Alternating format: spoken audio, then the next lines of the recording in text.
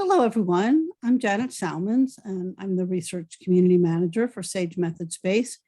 And I'm pleased to be joined today by Michelle O'Reilly in the UK and Jessica Nina Lester, the US, so we can have a conversation about their work around research with children. But before we get started with that, if you are new to Method Space, this is a research community sponsored by Sage Publishing, and we're interested in all things to do with designing, planning, organizing, analyzing research, writing about it, and sharing results in all different kinds of ways. And you can see at the center of this Venn diagram, we have teaching and learning, because we think that whether you are a new student or an experienced researcher, we all have something to learn. And I'm sure that I'll learn something today, having this opportunity to talk with you. To begin with, why don't you introduce yourself? So Jessica, why don't you start? Sure. Hi, Janet. Thank you so much for inviting us to join you today. So I'm Jessica Lester. I'm a professor of inquiry methodology at Indiana University in Bloomington, Indiana in the US. Michelle? So hi, I'm Michelle O'Reilly. I'm an associate professor of communication and mental health at the University of Leicester in the UK. And I also work for our National Health Service as part of the Child and Adolescent Mental Health Service, Leicestershire Partnership NHS Trust. And I love that we can bring both those kind of practical practitioner in the field experiences, together, with your extensive research backgrounds, and you both have such different but complementary experiences with research. So that's why I was really thrilled that we could have this conversation, since we are focusing on research across the generations on Method Space this month.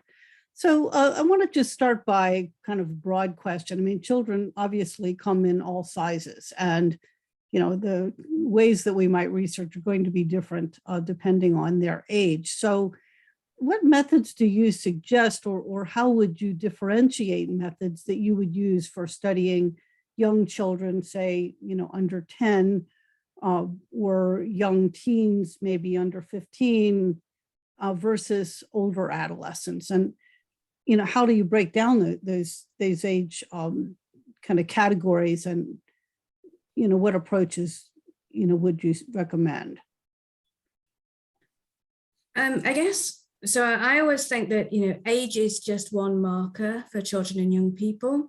And the way in which you select your methods to kind of discuss with them, it's more than just age. So you have different kind of populations of children. I've done a lot of research, and so has Jessica, with what we would kind of refer to as seldom heard groups of children and young people. So as a researcher, you have to be really flexible and adaptable. And even when you have a group of children who ostensibly fall into a category, like they might all be aged 5 to 7 years old, they may all fall into the category of refugee children, and they might all be second language, English as a second language children. It's really easy to just assume then that you're going to treat them as a group. But actually, if you're a good researcher, you need to adapt to the child or young person who's in front of you. So you may have a suite of methods, and you may have particular techniques that bind your project together, but the way in which they get implemented in practice has to be flexible and adaptable to the individual child if you're working with individuals, or the group of children if you're working with groups that's in front of you. And actually, that's what makes research so exciting, is that flexibility of it, and the recognizing the different needs of those participants that you're working with. And that's why we always recommend, doing consultation and advisory group stuff before you even start, when you're at the planning stages of your project, when you're designing your research questions, when you're thinking about what methods you might want to use. Involving the very population that you plan to study at that very early stage will help you with your directions. And I'm sure Jessica's got examples too. Yeah, I mean, one thing I think, just to build on what Michelle's saying, a 5-year-old is not a 5-year-old is not a 5-year-old, and the same could be said of a 17-year-old. So turning to the participants that you hope to include in your study is an important first step, and inviting them to identify ways that they would best like to share their lives and their lived experiences is really an important orientation to take. And then, of course, also, depending on the kind of research that we're doing, that will shape the nature of how we go about collecting data, how we go about inviting participants. So Michelle and I do a lot of work drawing upon conversation analysis and other language-based methodologies. And regardless, for a lot of our work, regardless of the child's age, we collect interactional data. So we're interested in the everyday worlds of young children as they're going about engaging in those worlds in clinical spaces and classroom spaces. So whether they're 17 years old or 5 years old, we're often collecting video-based data of their everyday activities. And we don't make that decision based on age as much as based on what we're interested in studying, and also our own kind of commitments to the way that we envision structuring our research and the methodologies that are home to us, so to speak. So with the video types of data collection, are you talking about using existing data or doing interviews or groups or creative methods that are videotaped, or can you just give an example of what you mean by that?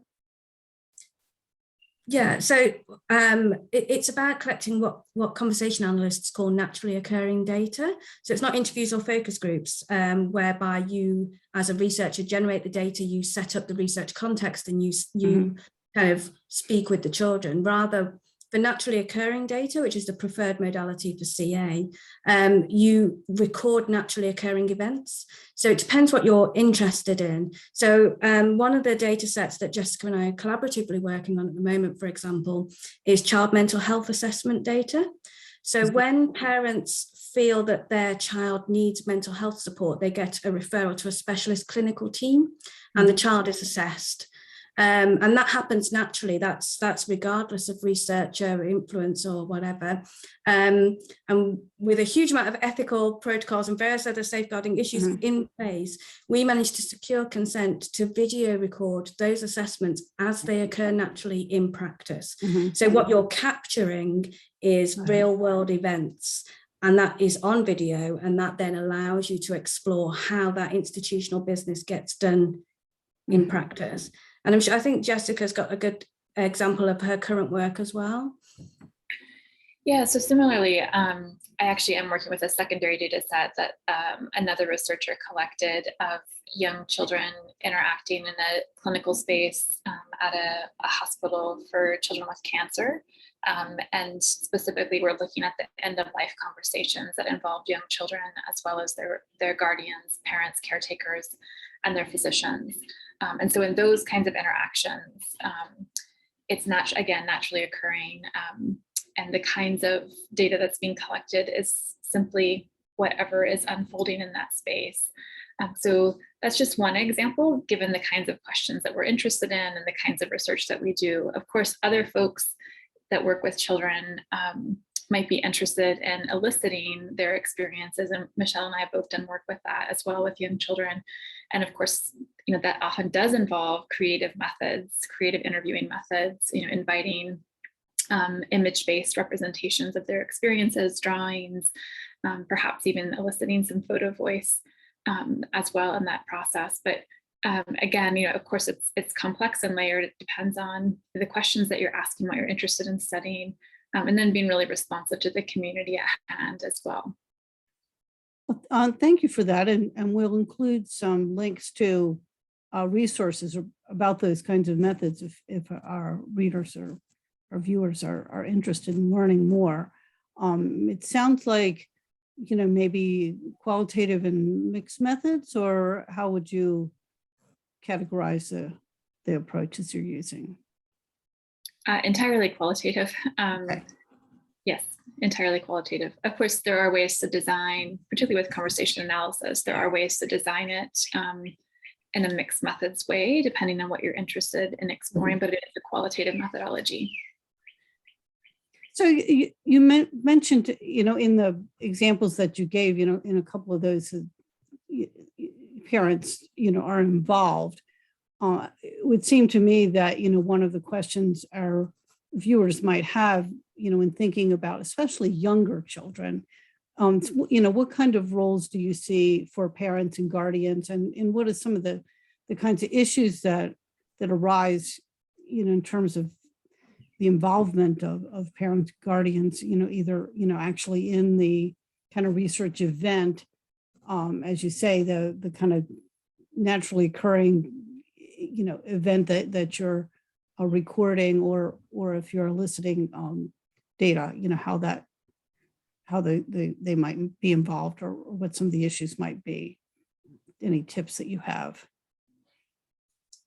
Yeah, I mean, I guess working with parents is essential if you're working with children and young people, because of various legal frameworks and research ethics frameworks and consent issues. I mean, it can get very complex, but if you're working with a kind of fairly straightforward project with children kind of 15 years and younger in the UK, and the laws might be slightly different in the US, then you do require parental consent to be able to approach the child or young person for consent.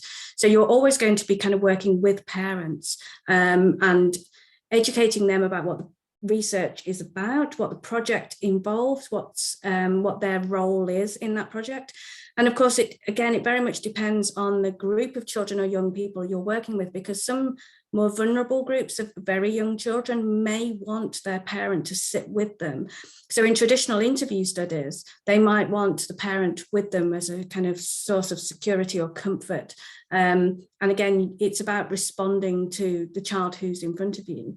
I think for our naturally occurring data, then if the institutional interaction involves the parents as well, so the mental health assessment data that I talked about, that was parents and siblings and sometimes other adults like grandparents or aunts and uncles. And you require the consent of all of those people to be able to record that interaction. And you very much need the parents on your side to allow you to video record what is a naturally occurring event for their child, and quite a stressful one. Having your child assessed to see whether they have a mental health condition or not by a psychiatrist or psychologist is quite a sensitive, stressful situation. So it requires very careful handling, a lot of very clear communication and time and investment. It's not something you can just go in on the day and say, oh, do you mind if we just record your assessment? And the data Jessica's talking about, palliative care and cancer diagnosis, again, incredibly sensitive, difficult health data. You can't just turn up and say, please sign this form. So it's about building relationships, investing time, communicating effectively, planning, but also working with any other gatekeepers. It's about making sure that you know as much as possible in advance so that you can use that knowledge to help support the parents, because we don't want to do anything that's going to upset the parents or offend them. It's all about benefit, not distress. I mean, Jessica, you must have had this with your project too, the cancer project. That's got to have been so sensitive to deal with. Yeah, and I was also thinking some of my work that Michelle has also collaborated on has been in a clinical context for young autistic children, and so children less than 8 years of age, many of whom are non-speaking, so use other forms of communication to communicate. And one of the things that is really important for this work that we engage in, the majority of our work has a very applied component, is being able to articulate the outcomes and the potential benefits, if there are any, for a parent, to really use that as a way to explain the nature of the research and the purpose of the research that we're engaged in, which again, as Michelle said, really does link to being able to build relationship and build trust with parents as well. But also parents are often important actors in the research space to help you understand things that you might not understand about their child. And can act, not always, but can act as a bridge to help you understand how to best build a relationship with a child. This has been particularly important in my work that has been with young autistic children, where parents have been really vital resources of helping me understand the child's preferred mode of communication and how I can engage in a communicatively rich way with their child that is meaningful and respectful and really responsive to their child's preferences.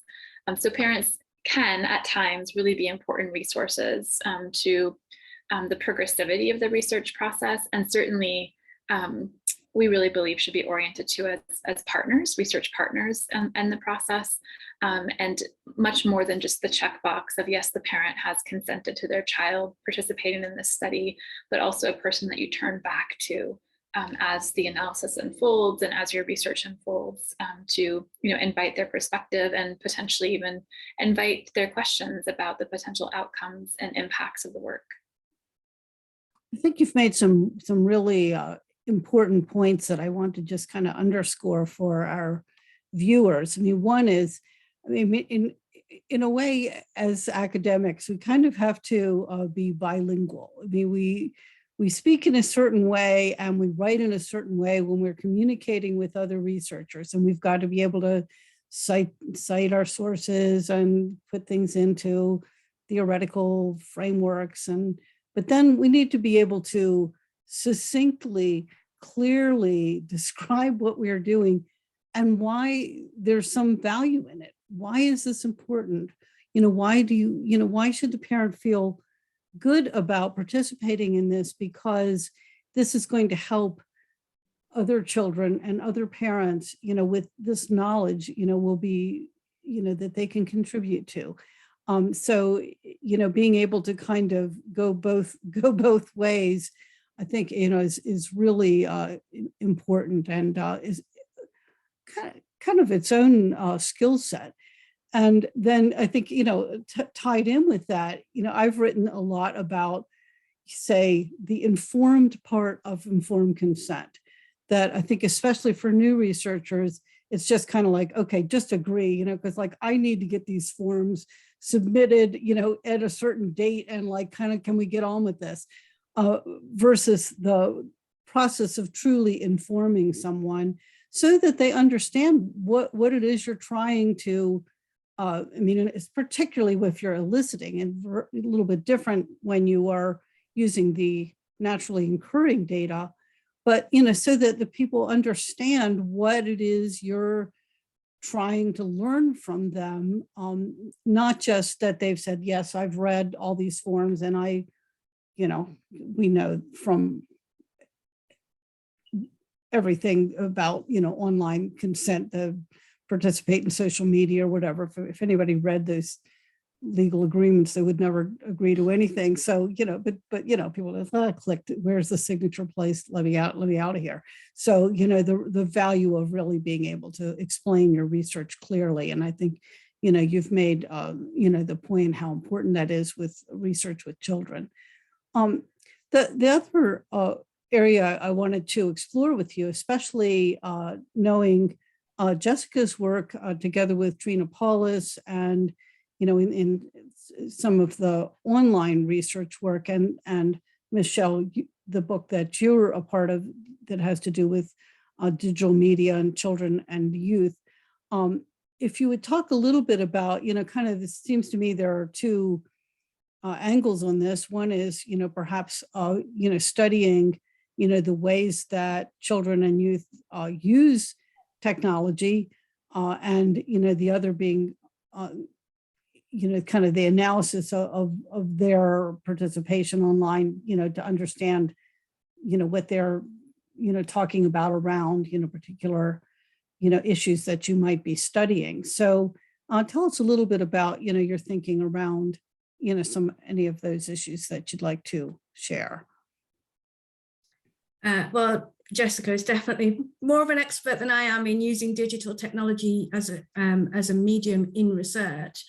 So I'll let her speak to that in just a moment. I guess my area around social media and digital media has been more about exploring children and adolescents' perspectives of social media, because we live in this kind of ethos at the moment of moral panic, where everybody's very frightened of the impact of child and young person usage of social media. And that's because, as you know, always the way in which these things get reported globally, they always focus on the most severe and extreme cases, which are always incredibly harmful, you know, the grooming cases, the extreme cyberbullying cases. And of course, those things do exist. And we do need to find ways to make sure that children and young people are protected online, that they're able and equipped with the digital literacy skills to thrive online. And I guess my work has very much focused on, you know, social media, particularly digital technology. It's going nowhere. I mean, we're using digital technology to have this conversation. We're on 3 different time zones and here we are. So, you know, it's going nowhere. It's going to expand. It's going to become more and more embedded and entrenched in children and young people's lives. So how can we harness that in ways that promote positive well-being? How can children and young people use social media and digital technology for coping strategies, for mental health awareness, for well-being improvement, you know, and how can that blend with their offline lives so that parents support them and that they feel happy and healthy and they're thriving. And research seems to suggest that, you know, most young people are fairly digitally literate and able to manage and cope with the negative digital impact in their life. But that's providing they've got a good supportive framework around them, that they've got good parents, good teachers, good siblings, you know, the usual things. So that suggests that the slightly more vulnerable sectors of society are at more risk from the online problems, and of course the consequences then for mental health. Because on the other hand, then we have digital inequalities, and that has issues for research, because if you're going to design a research project that uses digital technology to collect data, you need to think about how digital inequalities are going to affect your recruitment strategy. So I guess there's kind of 2 different aspects there, you know, and some parents don't want their children using too much digital technology or digital media, and they might be more reluctant for you to use that as a medium to access and recruit children and young people as well. So that they're not completely separate issues, they do cross over with one another. And Jessica's book, I'll let her speak about that now, because she's definitely better, more au fait with the whole digital tech and methods than I am. Well, but before Jessica starts, I want to just, you know, highlight. I mean, I think you've made some really important points there. And I mean, one of the things that comes to mind with what you're speaking about in terms of sort of the usage side of research potential around children and technology, it is, you know, again, going back to the parents' digital literacy.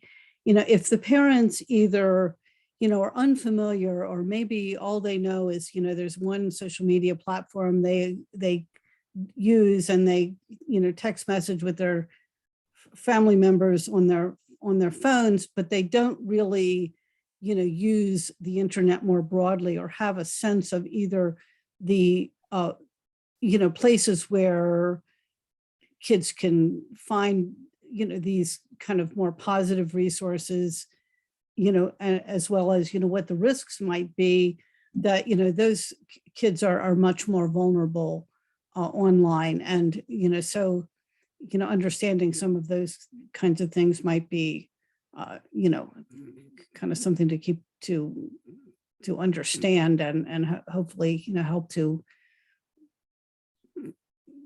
improve the, you know, digital literacy for parents, so that instead of just being, as you say, you know, in panic mode, to realize, you know, there are things you can do that are positive, you know, in this context. So just, Yeah.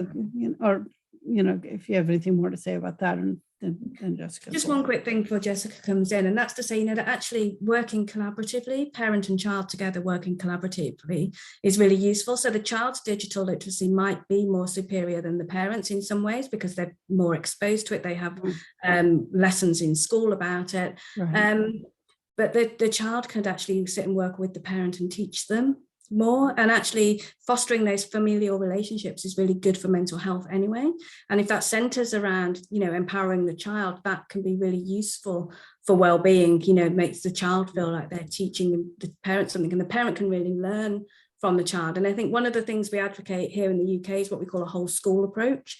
And that's, you know, schools and head teachers and governors and parents, children and communities working together on a problem, whatever that might be. And the modern problem, of course, is the digital world. So how can we turn that from a negative into a positive? And how can we frame this? So how can we protect children from the dark side of social media and digital technology, and really help them thrive and focus and use technology that's going to build their career, build their learning, improve their positive well-being, etc. You know, mental health promotion, mental health awareness, peer community groups online, coping strategies, relaxation. There's all sorts of positive ways in which these things can be used, and they can help foster relationships between parents and children as well. So it's about finding ways to do that. Yeah, and I think, you know, Michelle noted this idea that technologies are not going to go away. And I think one thing that's really helpful for us to keep in mind as social science researchers is that when it comes to children and their use of digital tools and engagement in digital spaces, it's not just a use anymore. We're actually living our lives through these spaces and through these tools. I mean, meaning making is happening there. So as qualitative inquirers, it makes sense that we would turn towards making sense of how children are not just using these tools and spaces, but living their lives in and through these digital tools and spaces and making meaning of their lives. And so from a qualitative research perspective, we can think about these digital tools and spaces as potentially being sources where we can actually analyze how people are navigating their lives in internet space, or for instance, on Instagram, or whatever new app is the most popular app for a group of young children or youth, and study things like how identity is being displayed, how they're negotiating with one another. And we could even turn to this as naturally occurring data that's not being elicited for our research purposes. And of course, you know, this also gets into the idea of big qualitative data, because this is big data. This is, you know, massive amounts of data for us to engage with. We can also, of course, design our study to engage with digital tools and digital spaces to elicit understandings from our participants. So perhaps our participants, the children or youth that are in our study, have a preference to share about their lives in a non kind of sit down interview way, but rather to share their life through, you know, through telling us something over chat via an app, or perhaps creating something on a website. They want to share their worlds with us that way. So using these spaces to actually design a meaningful way to generate understanding of participants' lives is another way that we can access these digital tools and spaces. And of course, with that comes a whole range of ethical considerations and ethical questions, including, you know, considering the digital divide, and that is a real divide, and not everyone has equitable access to the digitized world. And of course, that then impacts whose lives we're making sense of and who is included in our studies. So there are a range of things that we have to consider, but we can certainly make sense of their lives and their worlds in ways that we haven't been able to previously. Is there anything that you would like to add or highlight about your recent publications? I guess I'm just thinking, I've been doing a little bit of work with a professor of psychiatry and working with countries where the digital divide really is highly problematic. So we ran some focus groups in places like South Africa and Turkey and Pakistan and Brazil and Kenya. It was really interesting because we had to be quite creative about how we engaged those children, because these were children on the margins of society. So these were street children and orphan children, children with kind of mental health needs and trauma and you know, so on. Lots of different kinds of children. And so we used a lot of creative methods, but also digital tools to try and engage them. And we talked to them about their digital use through the pandemic. And of course, they face very different challenges to maybe children in the USA or in the UK. But they did still have some access to digital devices. And so this was still a really meaningful part of their world.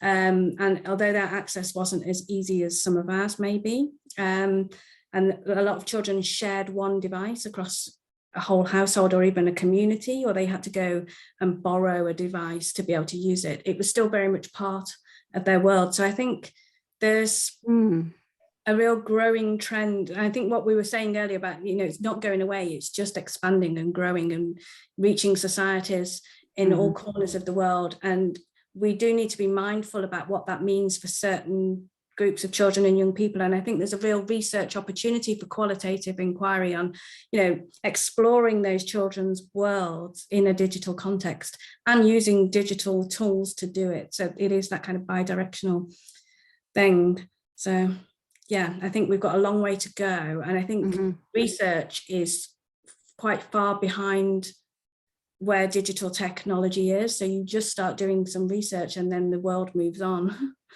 So it's a real problem, the time space between how long it takes to get a grant, set up the ethics, get the project going, collect the data, analyze the data, report the data. By that point, the kids are all using a different app to the one you started researching 3 years ago. Right. It's a challenge. Anything else you would like to add, Jessica? Yeah, just to kind of circle back to this idea of ethics that we talked about earlier. Just one of the things that Michelle and I foreground in our work is this orientation to children as youth as competent. And so we talked about, acquiring the consent of parents, but of course you're also going to be engaging with children and youth and acquiring their assent, their continual informed assent in the research process. And one of the things that I think is really important to keep in mind is orienting to them as competent in making that decision, whether they choose to participate in the study or decline to participate in the study. It's as social science researchers, it's really on us to build a space where they have the opportunity to decline as well as participate in consent. But part of that building is to orient to them as full members of society. So yes, they are children and yes, they are youth, but they are competent individuals that can make that decision based on what their preferences are. And so one of the things that I think is just important to keep in mind is to really orient to them in that way. And build space for them to number one, sense that from you, that level of respect, that you respect them enough that you recognize that they can make this choice and they can understand the contours of the research project and take as much time as they need to think through this project and think through its implications for their lives, and also speak to what they want to have represented in a public way in the future, things that they might not want there. Giving space for them to really speak to that is really important. Well, thank both of you for taking the time to have this conversation, and I look forward to hearing more as your research continues to unfold. Thank you, Janet.